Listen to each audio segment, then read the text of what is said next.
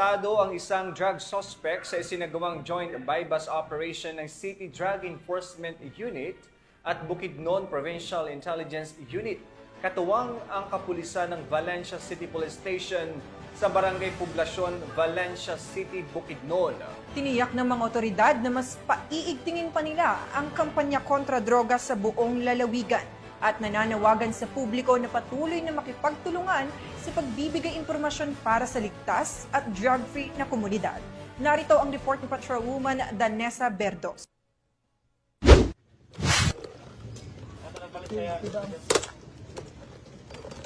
Arestado ang isang drug suspect sa sinagawang joint bypass operation ng City Drug Enforcement Unit, Bukidnon Provincial Intelligence Unit, katuwang ang mga kapulisan ng Valencia City Police Station sa Barangay Poblacion, Valencia City, Bukidnon, nito lamang ika-31 ng Hulyo taong kasalukuyan. Kinilala ni Police Lieutenant Colonel Brian M. Panganiban, officer in charge ng Valencia CPS, ang drug suspect na si alias Jongjong. Lalaki, 45 taong gulang at residente ng nasabing lugar.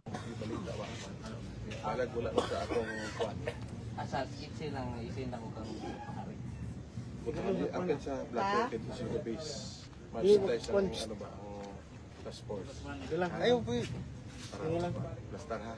Ayaw pa sa dito. Ha? Nagatbang lang. Ang kamera ba nga ko ano? Atbang na.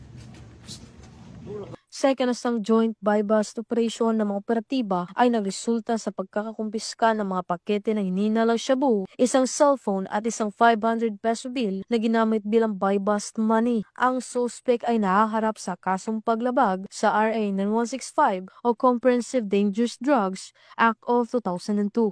Mula dito sa Camp Capistrano, Gusa, Cagayan de Oro City, ako ang inyong Police News Network correspondent, Patrolwoman Danessa Berdos, alagad ng batas, tagataguyod ng Balitang Pulis.